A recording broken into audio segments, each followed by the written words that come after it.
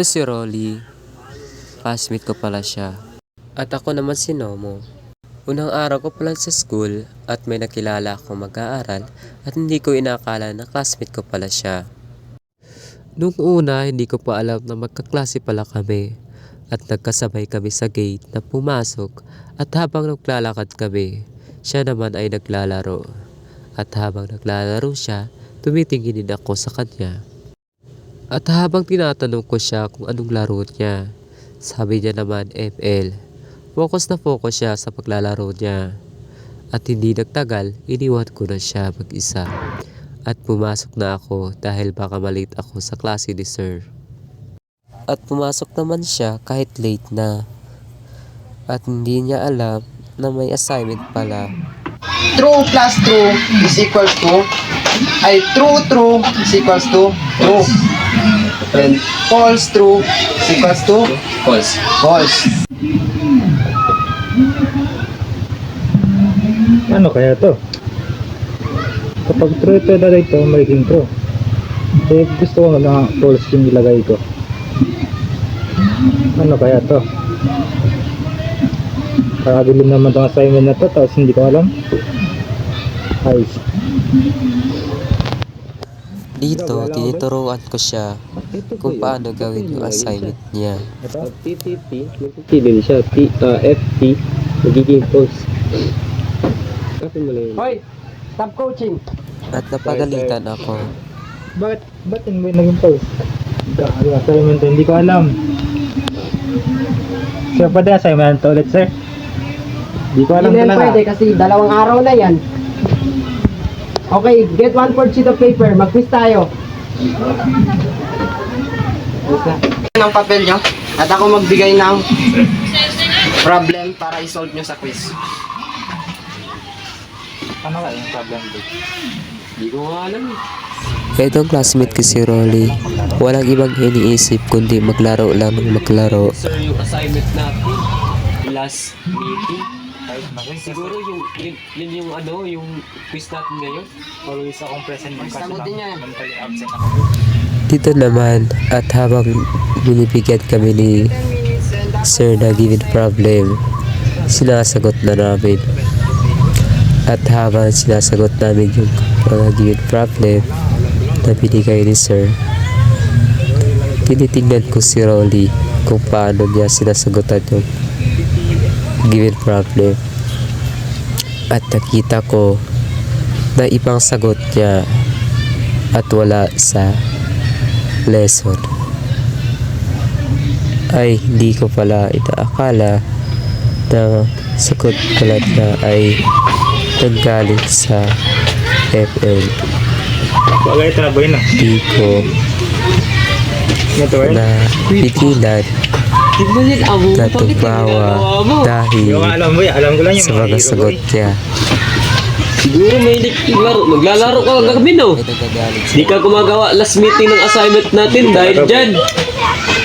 Naglalaro ka na naman ng ML. Ito lang yung nalalaman ko, boy. Always akong present week kasi lang mentally absent. Ayos. Yan. Buhay Paano na to. natin yung gagawin Walang ngayon? alam. Di mo alam anong quiz. Pagalitan tayo, kapag makita tayo ni Sir Mem, ano dyan? Boy, baka tama to, boy. Kasi kapag P, boy, may P man yung lapu-lapu, boy. Tama to, boy. Mababalik yun sa Sir ngayon. Kapag R, boy, Roger. Oh, sa R to, boy. Dami mong alam sa tapos sa pag-aaral mo, hindi wala akong alam. Ano ba yung Q? Ano ba yung Q hero na meron?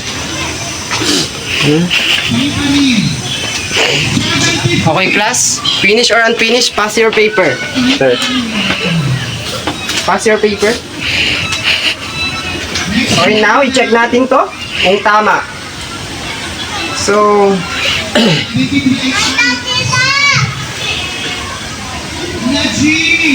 Mr. Pansakala, ano to? Saan mo to nakuha? Sir, sa on idea ko lang yan, sir. Bakit P? Lapu-lapu. Sino si Lapu-lapu? Ayan yung, main character ko, sir. Kasi Tapos- sa lapu-lapu kayo, sir, Akala ko sir, kapag P, may lapu-lapu kasi, may P kasi yung lapu-lapu sir. Ay, grabe, puro kakalokohan. Tingnan mo dito, R, Roger. Ano to? Ay, nako. Ano bang klaseng sagot So yung yan? gamit bahay namin sir, si Roger. Yung nagtatransform ng aso. Ay, grabe ka. Sige. Dapat gayahin mo to si Sir Ranel. Tingnan mo, perfect siya. Sir Ranel, turuan mo yan siya. Yan ako pakopya sir. Sabi ko sa'yo, mag-aral ka din. Sa susunod, tatanungin ulit kita. Dapat alam mo na yan. Sige sir. Okay, yun lang. Goodbye. Goodbye, class. Goodbye sir. Bye, sir.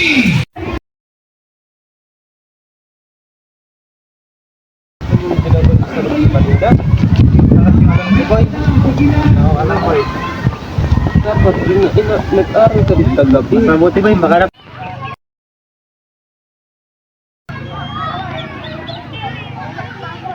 Si Ronnie yun? Yung gusto ni Sir, turuan natin siya. Gano'n magturo? Ay na! Hoy! Hindi nga lang. Laro kayo ng laro! Hindi mo ba alam na sabi ni Sir sa amin na tuturuan ka namin? Ay, boy, nakalimutan ko, boy. Yan kasi Yan laro ka kasi ng laro ka ng laro. Lakas yung buhay Hindi ko, ka boy. nakapokus sa study mo dahil nakapokus ka dyan sa laro mo. Ano yun, boy? Kailan natin simulan? Ngayon! Ngayon na simulan natin kasi exam na natin next week. May matutunan din ako. Ano mo po? Hindi ko yan alam. Yan talaga yung... Separation PH. Dahil ka na po. Kaya nakakuha na kayo. Kaya kan ko. Yan ay mga nagkakilya. Halapan! Ano yung kinalabas na Halapan! True. True or false? Ba't siya naging true? Kasi true plus true plus. Ano pala yan? Tapos true plus false. True plus false. True false. Mali.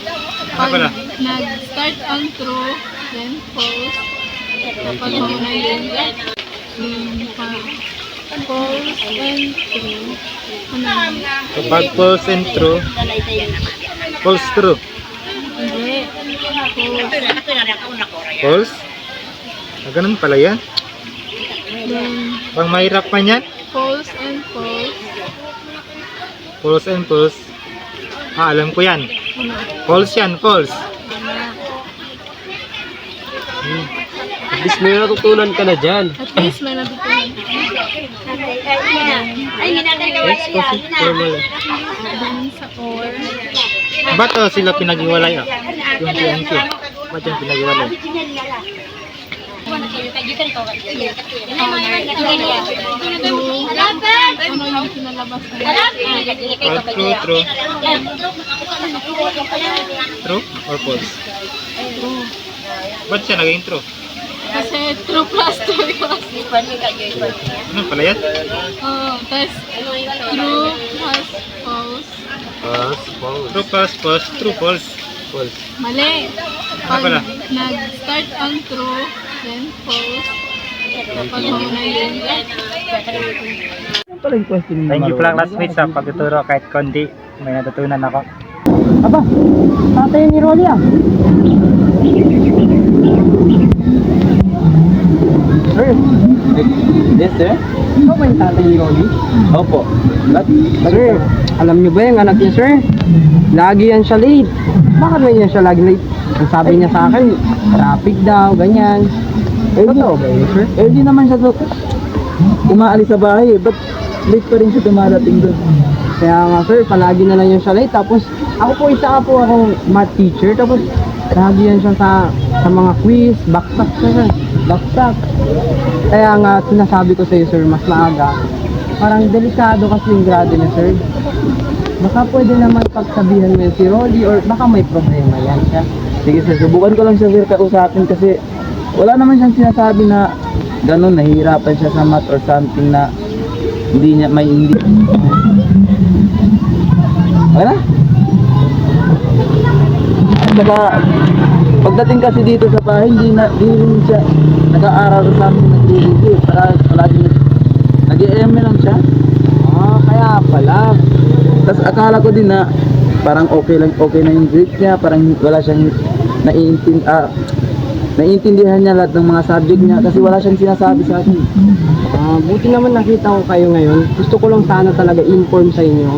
Kasi yung grado ba niya, sir, parang delikado. Ikausapin ko lang pagdating niya mamaya. Hindi, sir, salamat. Salamat. Thank you ulit. Ay, nakawin na ba ako? Ano po? Nakasalubong kami kanina ng teacher mo, may sinabi siya sa akin. Ano po yung sinabi niya? Tungkol daw sa grades pala. Bakit pala? Mababa daw yung mga grades mo. Oh, mga ba? Hindi naman yung paniwala. Bakit? Sabi niya kasi palagi ka raw late na dumadating sa school, tapos early ka,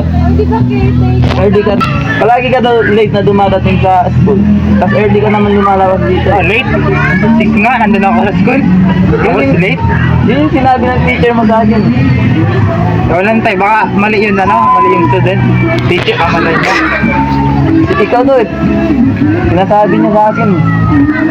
Sa susunod ayoko nang marinig pa na reklamo tungkol sa eskwela or marinig na reklamo galing sa teacher mo Sige pa tayo. At saka nga pala yung pagsiselfon mo bawas-bawasan mo yan.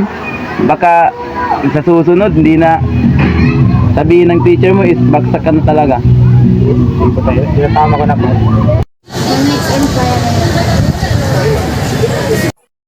The next day, bumalik ulit ako sa eskwelahan para pumasok at mag-aral. Ngunit, wala pa rin ako ganang mag-aral kahit may natutunan naman ako sa aking mga kaklase. Ngunit, wala pa rin ako ganang mag-aral dahil ang teacher namin sa math ay sobrang stricto. So, bago yung lahat, di ba meron tayong assignments? Asan yung assignments yun? Ikaw, sir. Ay, wala kang assignment? Wala na naman. Ilang beses na yan. So, dahil dyan, ikaw sasagot dito. Assignment na to.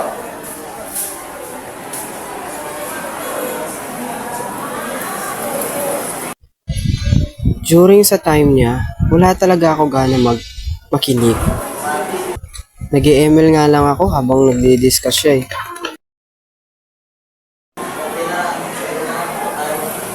So, stand up and go to the board and answer the question.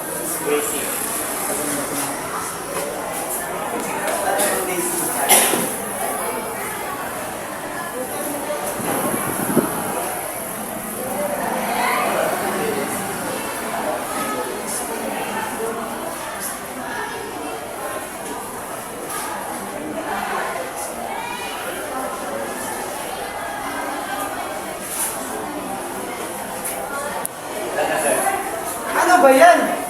Sino sila pula po?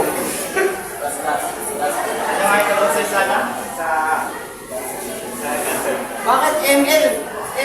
X yung hinahanap natin dito. Upo ka na. Ito naman yung X Huwag ka na magpaliwanag. Ito. Ikaw kasi puro kayo kalokohan. Puro ka na ng ML. Wala ka nang ginawa. Hindi mag-ML. Okay, ano na pala yung bagong teacher natin? Morning, sir. Pasok mo tayo. Morning, sir.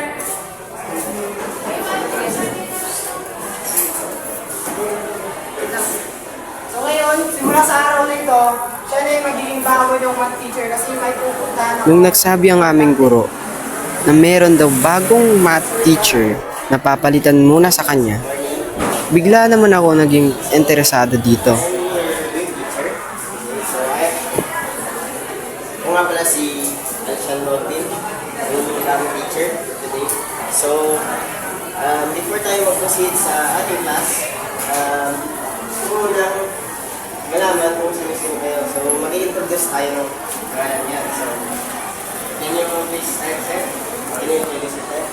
My name is Oli Seto Paala. Sir Oli, thank you. Morning, sir. I am Alexa. Okay, right. And now, okay class, I think magkakaroon sa inyo yung distance formula. So, tuturuan ko kayo ng mas easy kung paano yung tulog. Kasi like sa Pythagorean theorem, nabasa tayo natin. Okay. I-imagine lang natin na ito yung court.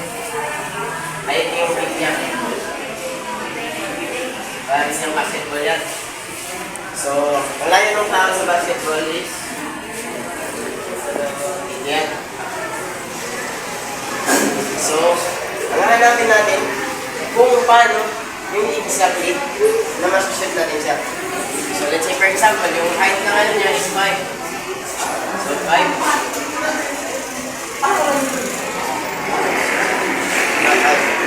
So, dito is 10. So, ang Pythagorean theorem is ganito yung siya. Kabuuan siya. Ito yung magiging hypotenuse na. So, hypotenuse, yung adjacent, then yung opposite. Bakit yung naging hypotenuse niya? Kasi, ang hypotenuse natin sir is yun kung ano yung pinakamahaba. Yes. Bakit sa'yo? Ano yung naging pinakamahaba yan sa'yo sa 5? Ito, hindi yan siya sir magiging pinakamahaba. Kasi yung distance niya, kung paano niya inaano natin. So, if ever na ito yung magiging mahaba, malalapit naman natin siya ma-measure. I-measure tayo. Okay? So, ganito yan. Ito yung pinatawag natin.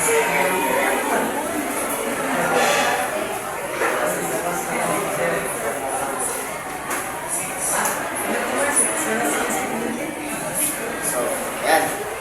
Pero, yung mga letter na yan is, you can use it in other letter. Hindi yan siya. Kahit anong letter. So, for example, ito. Yung A. Ayan. 5. Nalagay ko lang yung sa dyan. 5. Ayan. 6. Ayan.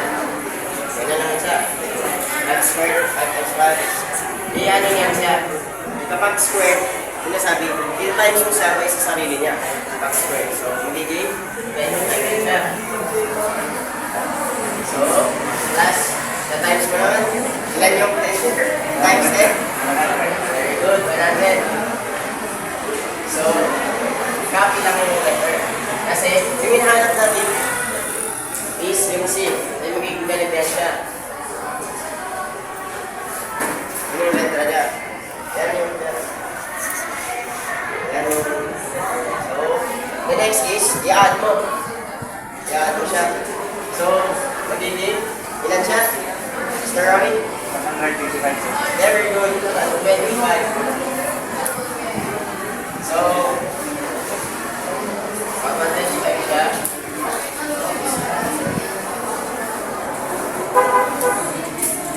So, anong square ng 125?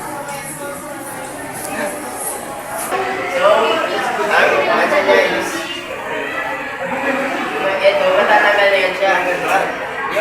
Dito sa part na ito, sobrang nagustuhan ko kung paano magturo ang aming bagong guro. Hindi ko na nga namalayan na ang dami ko na palang natutunan sa kanya at ang dami ko din tanong. At doon nagsimula, naging interesado na ako sa aking pag-aaral.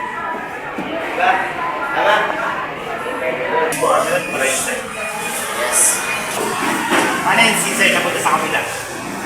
Ayaw dito? Ang isa sa mga rason kung bakit nagustuhan ko kung paano magturo ang aming bagong guro dahil hindi siya pinapahiya yung mga estudyante, kundi pinapamotivate pa niya. Kumbaga, sobrang detalyado ang kanyang pagturo. Kaya naman, simula sa araw na ito, naging paborito ko na siya at paborito ko na din ang math subject. Naintindihan mo na ba, sir? Yes. Okay, so nahanap na natin siya. Yung distance rule dito sa tao papunta doon sa court kung ilan yung layo na mag-shoot na. So, magiging left. Yung answer natin dito is 11 point something, di ba? So, ito magiging 11 point something din yan siya. Ganun. Okay na ba yan, class? Yes, sir. Very good. So, ngayon, magbibigay ako sa inyo para tayo naman yung answer. Para malaman natin ano yung natutunan nyo ngayon. Okay? Okay. Okay, ito yung question naman. Ikaw.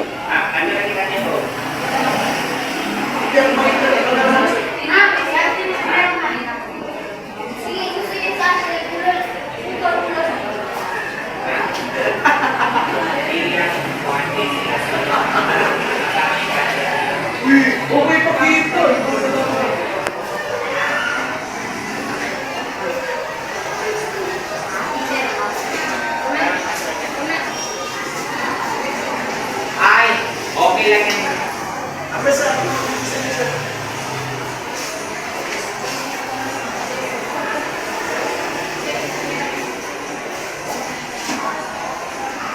Okay. Yan, ito naman yung answer nyo. Pero ito pa answer ako sa ito. Okay? So let's say dito is 7.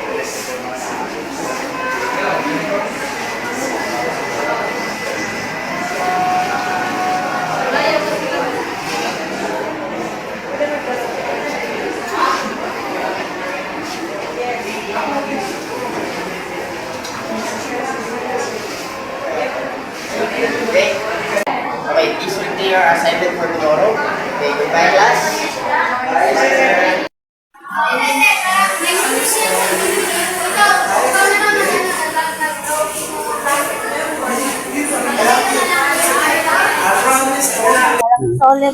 Dati, puro memorization lang ang alam ko sa math.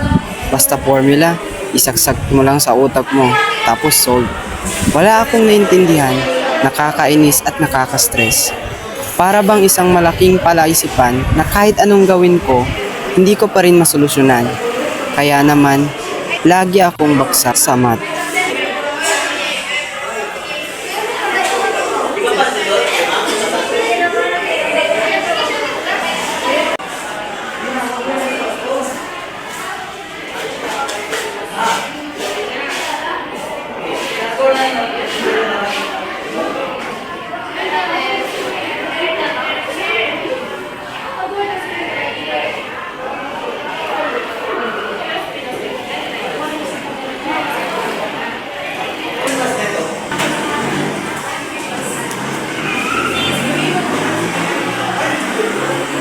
One minute na natin to ganito.